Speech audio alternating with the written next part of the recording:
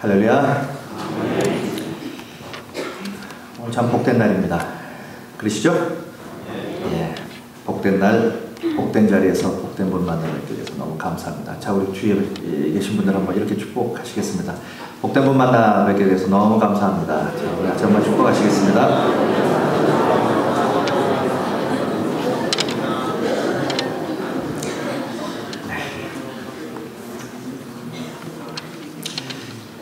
여러분들은 하나님 하면 어떤 이미지가 제일 먼저 떠오르십니까? 갑자기 이런 질문을 드리면 또 한참 생각을 하시겠죠. 네, 그래서 보기도 있습니다. 어떤 분은 하나님 하면 괜히 나한테 벌 주실 것만 같은 그런 벌 주시는 하나님이 큰 생각으로 자리 잡는 분도 계시고요. 뭔가 나한테 자꾸 강요만 하시는 그런 하나님, 뭐 이런 하나님으로 떠올리기도 하고요. 참 나를 부찮게 하시는 분, 또 반면에 나를 사랑하시는 분, 또 복 주시는 분, 은혜가 풍성하신 분, 뭐 여러 가지 많은 하나님에 대한 이미지가 나름대로 있으실 것입니다. 그 가운데 가장 보편적인 하나님의 이미지, 그리고 우리가 또 가장 기대하는 하나님의 이미지라고 하면 그것은 은혜의 하나님이 아닐까 싶습니다. 그렇습니다. 우리가 성경 전체를 다 취합을 해서 하나님은 어떤 분입니까? 라고 질문을 한다면 가장 먼저 튀어나올 대답은 하나님은 은혜의 하나님입니다. 이것이 아닐까 싶습니다. 그렇습니다. 하나님은 은혜의 하나님입니다. 다시 말씀드리면 하나님을 넘치게 부어주시는 은혜가 풍성하신 그런 하나님. 그래서 그 하나님의 은혜가 얼마나 크고 풍성한지 하나님의 은혜는 항상 나의 생각과 환경과 경험과 이성을 초월하여 역사하십니다. 그 안에 갇혀있지 아니하시는 분이라는 거죠. 그래서 이 하나님의 은혜는 항상 우리가 기대하는 것 그 이상으로 임하시고 역사하시는 하나님의 은혜, 이것이 우리를 향한 하나님의 마음입니다. 가만히 돌이켜보면 하나님은 단 한 번도 우리를 향하여 절대 인색하신 분이 아니었어요. 째째한 분이 아니었단 말이죠.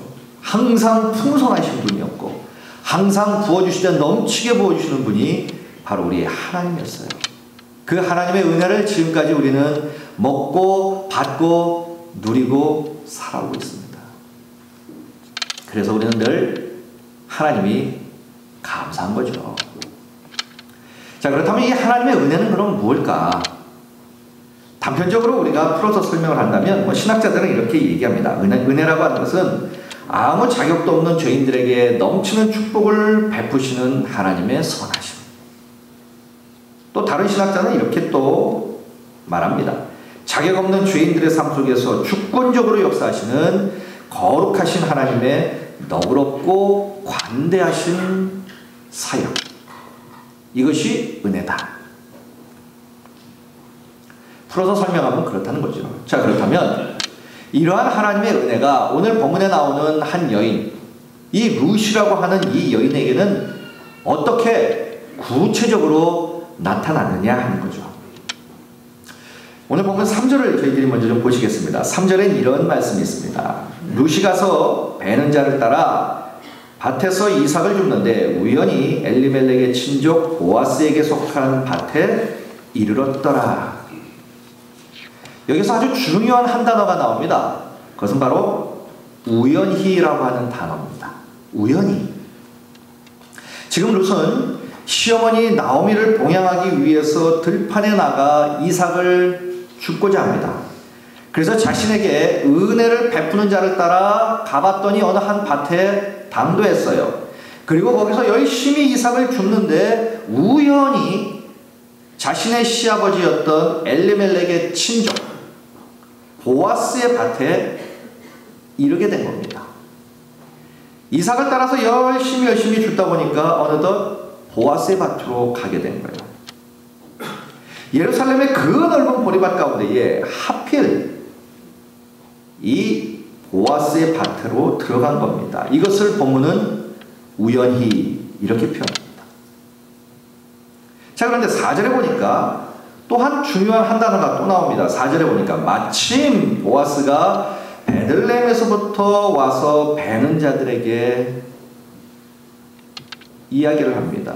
여기에 또 중요한 한 단어가 있습니다. 그것은 마침이라는 단어예요. 우연히 룻이 보아스의 밭에 가서 이삭을 줍는데 바로 그때 마침 보아스가 베들레헴에서부터 와서 베는 자들에게 당도했어요. 그래서 보아스와 룻이 만나게 됩니다. 보아스가 누굽니까? 오늘 본문에 보면 이 보아스를 단 한 단어로 요약해서 표현합니다. 유력한 자. 이 유력한 자라고 하는 말의 의미는 갑부의 이상인 거예요. 그 지역에서는 가장 권세자입니다. 유지예요. 가장 세력을 떨치는 그런 사람이 바로 이 유력한 자입니다. 보아스는 바로 그런 사람이었어요. 그런데 이 사람이 추수하는 들녘으로 나옵니다. 그 사람이 이 들녘에 나올 이유가 없는데, 설령 나온다 할지라도 그 많은 그 넓은 밭들 가운데서 하필이면 룻이 나와서 이삭을 줍는 그곳에 나왔느냐 하는 거예요. 이것이 정말 오늘 본문 3절에 나오는 것처럼 우연일까 하는 거예요. 아닙니다. 하나님은 정말로 절묘하게 한치 오차도 없이 정확하게 그때 마침 보아스와 룻을 밭에 보내셨어요. 그런데 이 우연이라고 하는 말과 이 마침이라고 하는 이 말 안에는요, 하나님의 은혜가 무엇인지를 설명하는 아주 중요한 요소가 들어있습니다. 우리가 1장을 다시 한번 좀 보면요, 1장 내용은 이렇죠. 나오미와 룻이 모압에서 이제 베들레헴으로 돌아옵니다. 그런데 그 시기가 1장 22절에 보니까 마침 보리 추수를 시작할 때였어요. 왔는데 보리 추수할 바로 그때였어요. 이것도 우연입니까? 여러분, 우리가 하나님의 은혜를 입고 하나님의 역사심을 경험하는 것이 우연입니까?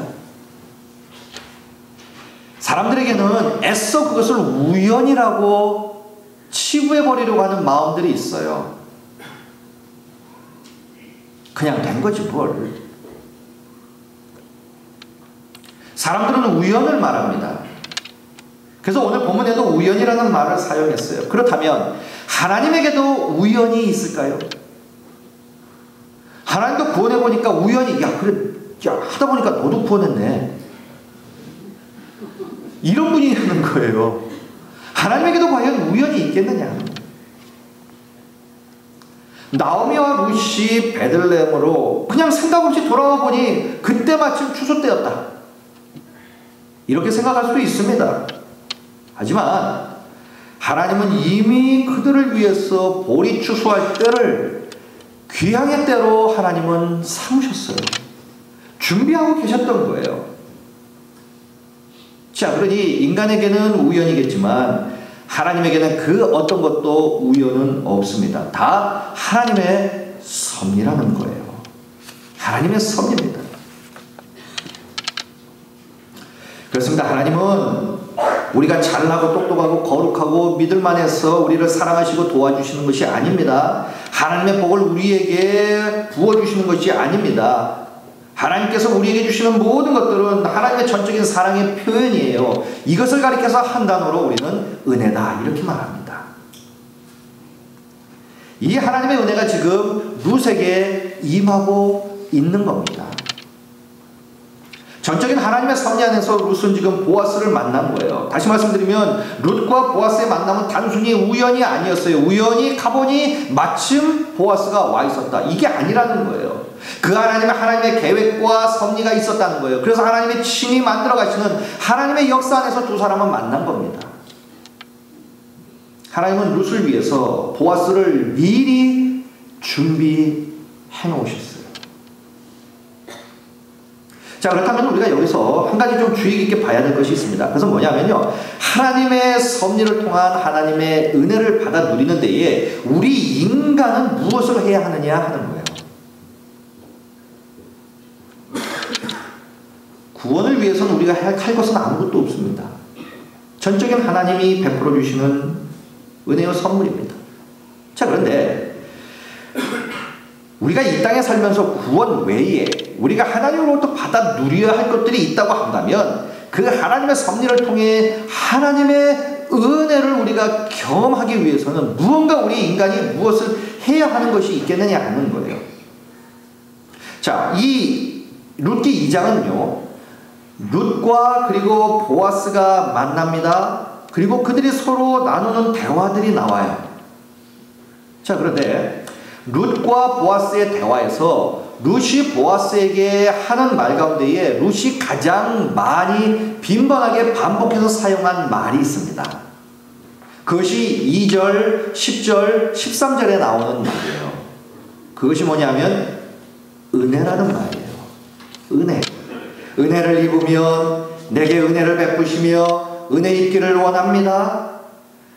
지금 룻은 계속해서 은혜 받기를 원하는 그런 말을 하고 있는 거예요. 은혜 얘기를 지금 계속하고 있습니다. 은혜를 사모하고 있습니다. 은혜를 입기를 간절히 소원하는 마음으로 은혜 베풀어 줄 사람을 따라 밭으로 나간 것이에요. 그러자 마침 그때 보아스의 밭에 가게 되었고 바로 그때 마침 그곳에서 보아스를 만나게 됩니다. 룻은 하나님이 하셔야 할 일과 그리고 자신이 해야 할 일을 혼돈하지 않았어요. 룻이 밭으로 나가지 않았다면 절대로 보아스를 만나지 못했을 것이에요. 그러게 하나님의 섭리는요, 인간의 행동을 절대 배제하지 않습니다. 구원의 역사를 제외하고요. 그리고 인간의 행동은요, 하나님의 섭리를 앞서지 않아요. 근데 사람들이 이런 사람들이 있어요. 자기가 일을 다 그르쳐 놓고 하는 얘기가 이것은 하나님의 섭리야. 그것은 하나님의 섭리를 자기가 먼저 앞서서 행동해버렸기 때문에 하나님의 섭리를 자기가 그르쳐버린 거예요. 그것이 아니라는 거죠.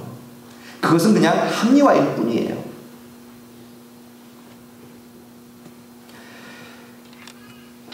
우리의 인간의 행동이 하나님의 섭리를 앞서지 않을 때, 그 하나님의 섭리를 따라갈 때에, 그럴 때에 하나님의 섭리의 역사를 삶의 현장에서 구체적으로 경험하게 되는 것입니다. 그리고 그 안에서 하나님의 은혜를 맛보게 되는 거예요. 여러분, 룻이 이렇게 은혜를 사모합니다. 그러니 하나님은요, 은혜를 사모하는 자에게 은혜를 베푸셨어요. 룻이 은혜를 사모하니 하나님이 그 은혜를 사모하는 룻에게 은혜를 베풀어 주시는 거예요. 지금 룻의 처지를 한번 보십시오. 추수 때 베들레헴에 왔어요. 하지만 오자마자 추수 때라고 그가 배부르게 생활할 수 있었습니까? 눈에 보이는 그 어떤 것들이 막 일어났습니까? 아닙니다. 추수 때 왔지만 여전히 손에 쥔 것은 아무것도 없어요. 매일 다가오는 이 굶주림을 어떻게 면할 수 있을까를 매일매일 고심해야 되는 나날을 보냈단 말이에요. 그런 상황 속에서도 룻이 붙잡은 것이 있었습니다.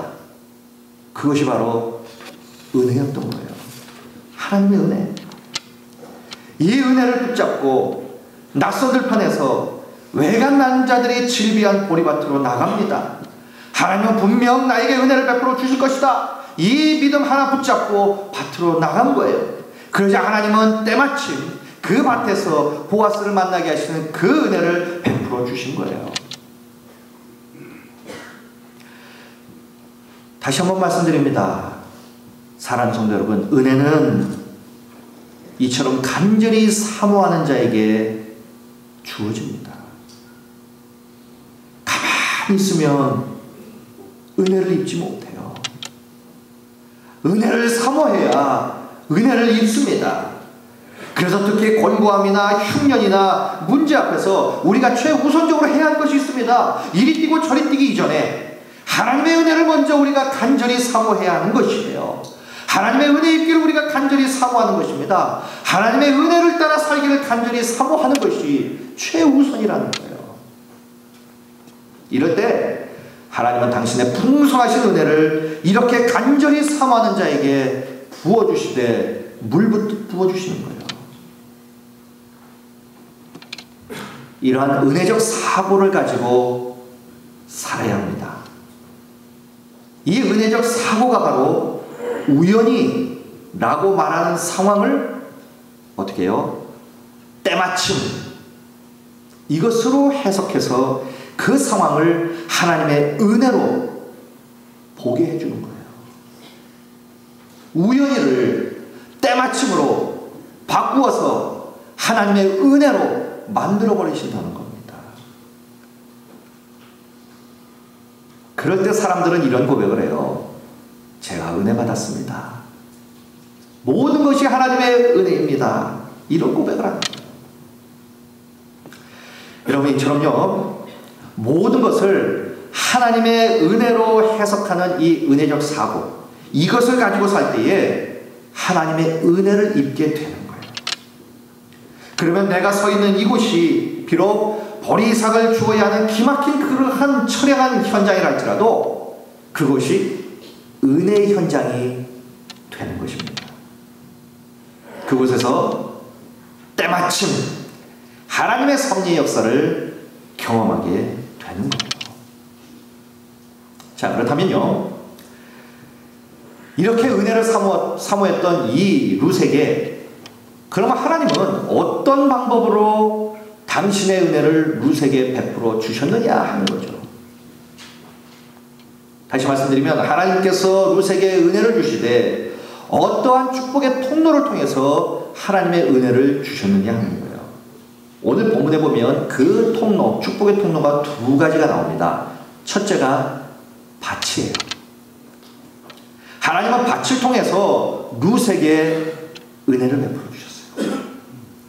자, 2장 7절에 보니까 이렇게 기록되어 있습니다. 그의 말이 나로 베는 자를 따라 단 사이에서 이삭을 죽게 하소서 하였고 아침부터 와서는 잠시 집에서 쉰 외에 지금까지 계속하는 중입니다. 이렇게 말합니다. 하인이 그의 주인 보아스에게 말합니다.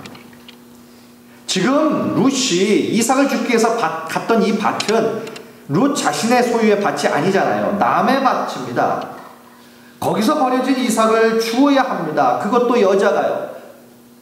들판에서 일하는 사람들은 전부 다 남자겠죠. 그 외간 남자 사이에서 이 연약한 여자가 남의 밭에서 그것도 눈치를 봐가면서 이삭을 줍는 거예요. 얼마나 처량하겠습니까? 얼마나 자존심 상하겠어요? 얼마나 부끄럽기 짝이 없겠습니까? 그가 지금 일하고 있는 곳은 바로 그런 곳이었어요.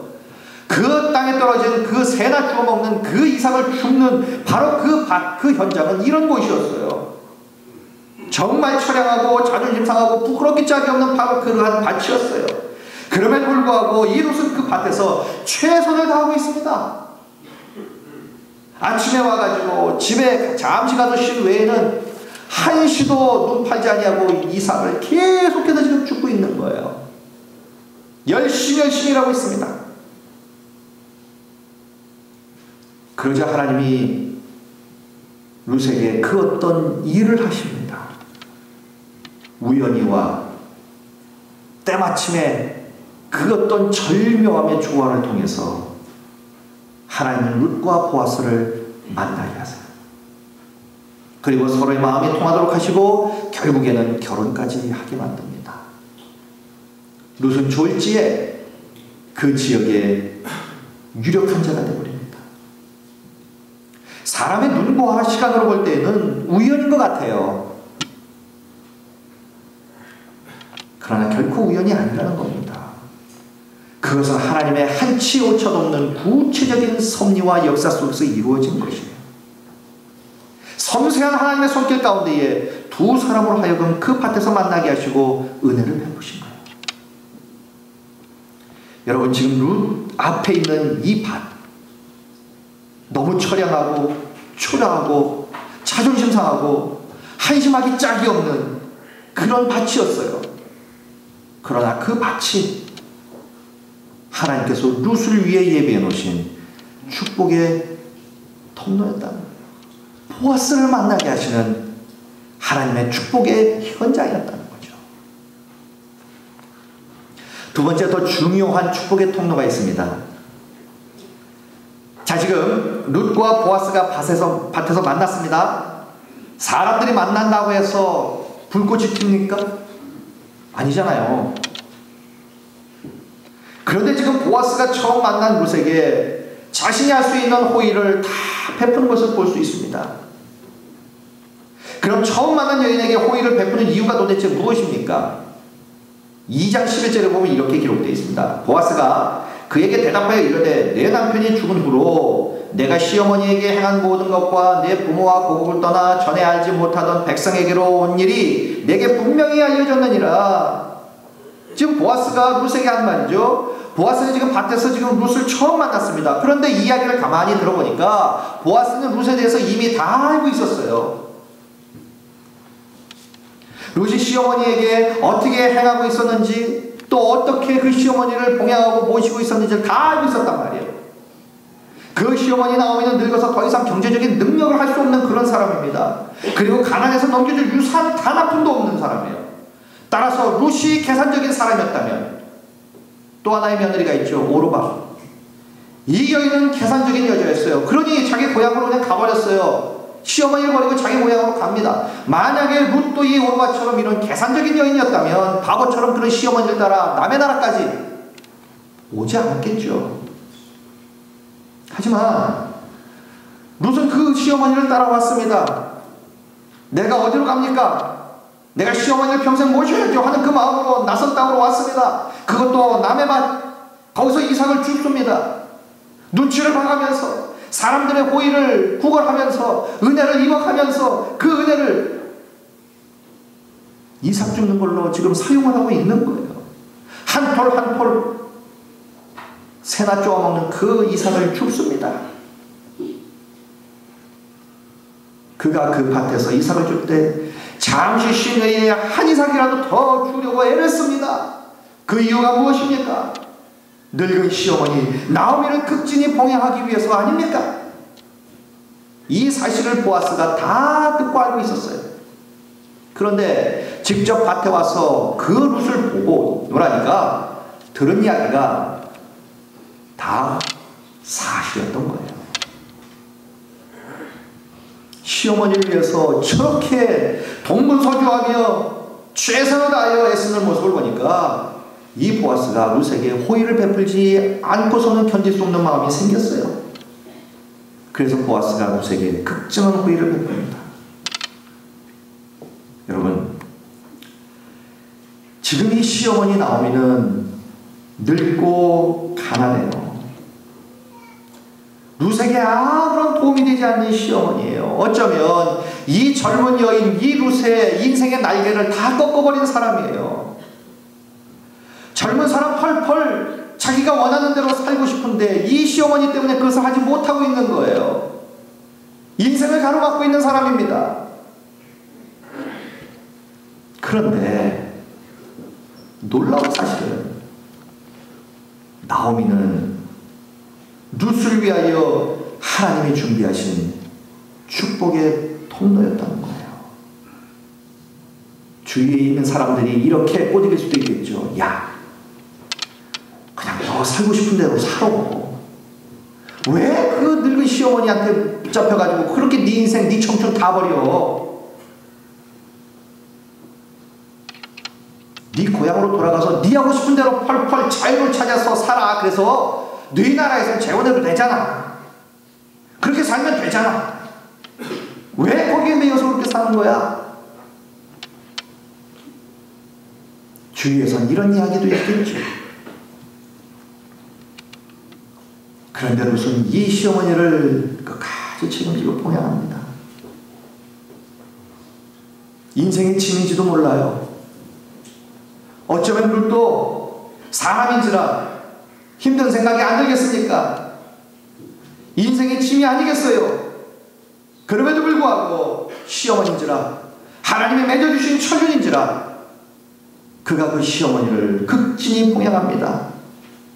그런데 룻은 그 사실을 알지 못했지만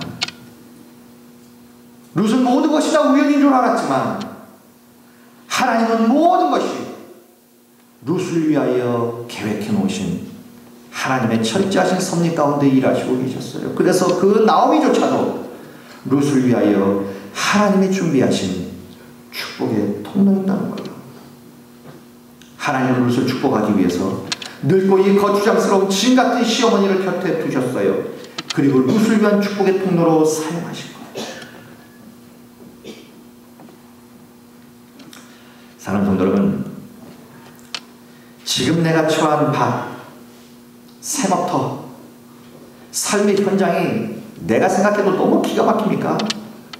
너무 형편없어서 사람들에게 보이기에도 자존심 상하고 내 스스로가 너무너무 처량해 보이지 않습니까? 내가 이놈의 회사 내가 그만두지. 내가 여기서 저 사람 밑에서 내가 일하는 차라리 내가 굶지. 사표를 썼다 지웠다. 이 마음이 얼마나 속에 탑니까? 어디 나가서 떳떳하게 나 뭐합니다. 말하기도 부끄러운 그러한 밭, 그러한 삶의 터전도 있을 겁니다. 그래서 교회 나온 것조차도 꺼려지고 사람들 눈과 입을 피합니다. 도망하고 싶어요. 숨고 싶을 때도 있습니다. 그러나 여러분, 분명한 것은 하나님은 이러한 인생의 밭이라도, 이러한 삶의 현장이라도 바로 그러한 인생의 밭, 삶의 현장을 나를 위한 축복의 통로로 삼으셨어요. 풍성한 하나님의 은혜를 베풀어 주시기를 원하신다는 사실이에요. 내 눈으로 볼 때는 너무나 한심합니다. 내가 하는 일이 너무나 보잘것없고 초라해요. 남에게 대해서 것이 아무것도 없습니다. 그러나 그 밭에서도 은혜적인 사고를 가지고 은혜를 사모하면서 최선을 다하라는 얘기예요. 다시 말씀드리면 정말 기가 막힌 그런 인생의 밭이랄지라도요, 너무 한심하기 짝이 없는 그런 밭, 그래서 그곳에서 진짜 하찮은 그 이삭을 줍는 그런 인생의 밭이랄지라도요, 그곳에서 먼저 무엇을 해야 하느냐? 하나님의 은혜를 간절히 사모하라는 얘기예요. 하나님의 은혜를 간절히 사모하고 그리고 이러한 은혜적 사고를 가지고 최선을 다해서 일하라는 얘기예요. 그러면 하나님 분명 룻에게 부어주셨던 보아스라는 그 은혜를 우리에게도 분명히 허락해 주실 거라는 거예요. 하찮은 우리의 인생 밭을 축복의 통로로 사용하셔서 그 하찮은 밭을 통해 우리에게 놀라우신 하나님의 은혜와 복을 부어 주실 거라는 거죠. 힘든 내 삶의 현장이십니다. 월요일마다 내가 여기 이 회사를 가야 되냐 말아야 되냐 이 고민을 해야 되는 그때 그 생각을 내려놓으시고요. 축복의 통로로 가는구나, 이렇게 생각하시고 씩씩하게 행복하게 일터로 가시길 축원드리겠습니다. 그곳에서 하나님은 놀라운 은혜를, 축복을 예배해 놓으신 줄로 믿습니다. 그것을 내 것으로 만들면 되는 거예요. 그러면 그것이 은혜가 되는 겁니다. 뿐만 아니라 룻에게 있어서 인생의 짐처럼 여겨졌던 시어머니 이 나오미 역시 룻에게는 놀라운 축복의 통로였다는 사실을 꼭 기억하시기 바랍니다. 여러분, 혹시 살면서요, 내 인생의 짐처럼 여겨지는 사람들 있습니다.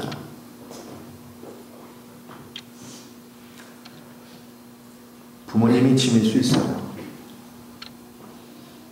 우리나라의 현실이 그렇지 않습니까? 50 초반에 은퇴하면 이제 무엇을 해야 되는지 고민이 커요. 자식들이 이제 은퇴를 하시고 난 다음에 경제적 능력이 없는 부모님들을 30년 이상 모시고 살아야 합니다. 그래서 제가 결혼하신 분들에게 꼭 말합니다. 애는 몇 명이나 낳을 거야? 하나, 이렇게. 자식을 위해서는 셋은 낳아. 왜요? 그래도 33.3%씩은 나눠줘야 되는 거 아니냐? 혼자 100% 감당하면 그거 죽으라는 얘기지. 그뿐이냐? 할아버지 할머니까지 모셔야 되는 상황이면 어떠냐? 나 혼자 좀 편해보자고 애 적게 낳지 말고 나중을 위해서 많이 낳아. 안 그렇습니까? 경제적 능력이 없는 가운데에 30년 이상을 살아야 합니다. 어쩌면 부모님들이 우리 인생의 짐일 수 있어요. 그런데 어떡합니까?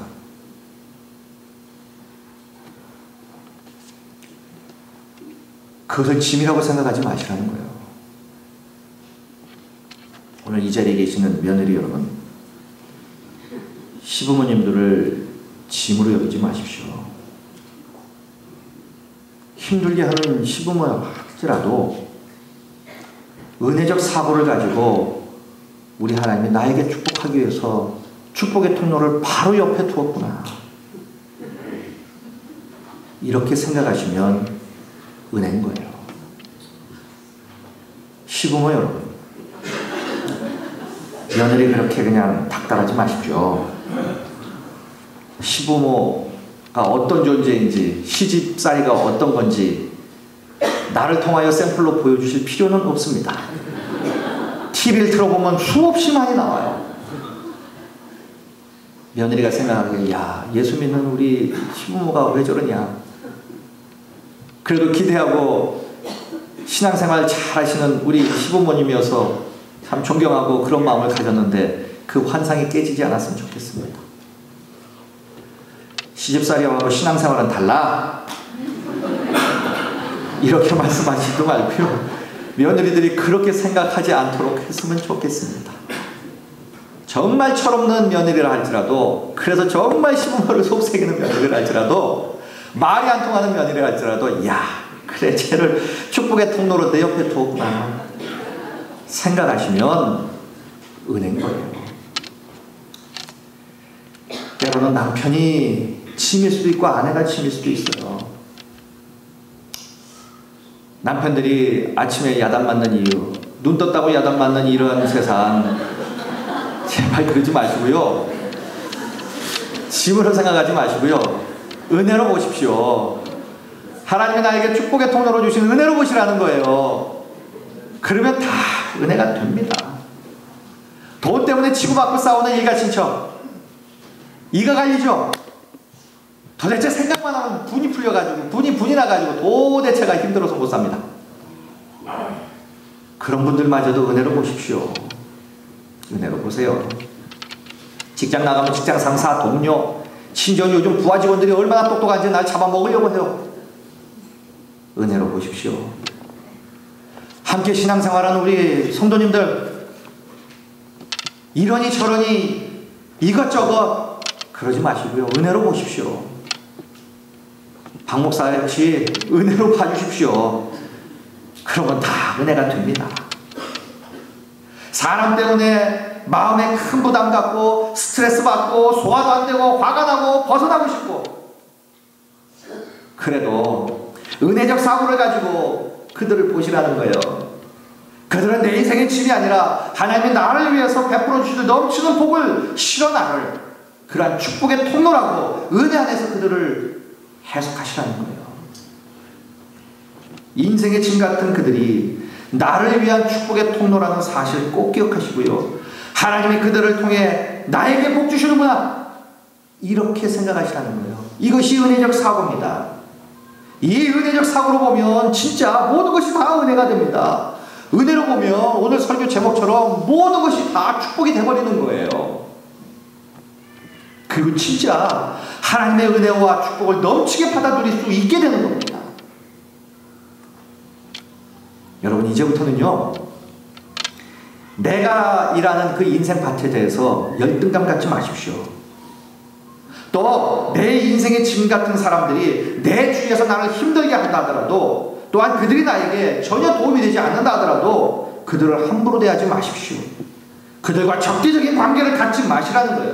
왜냐하면 그들은 하나님의 나를 위해서 준비해 놓으신 축복의 통로이기 때문이에요. 네가 힘들어하는 그 사람에게 어떻게 하는지를 보고 내가 너에게 축복의 수위를 조절하마.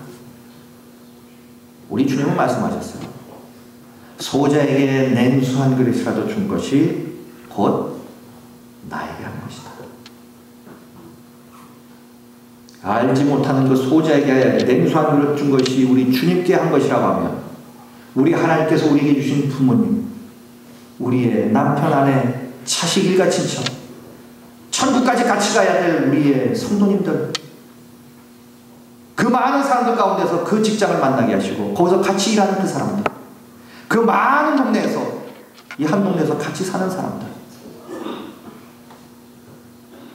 축복 아닙니까? 보잘것없는 내 인생의 밭, 삶의 현장이지만 그것이 바로 나를 위한 축복의 통로임을 믿으시고요, 은혜 안에서 은혜 사모하며 최선을 다하십시오. 그리고 힘든 사람들이지만 은혜 안에서 그들에게도 은혜를 사모하며 최선을 다하십시오. 그럴 때 하나님이 나를 위해 마련해 놓으신 그 축복의 통로를 통해서 우리 모두에게 넘치는 그 은혜를 하나님이 물붓듯 베풀어 주실 줄로 믿습니다.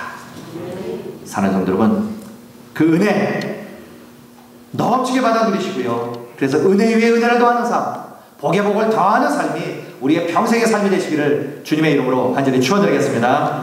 기도하시겠습니다.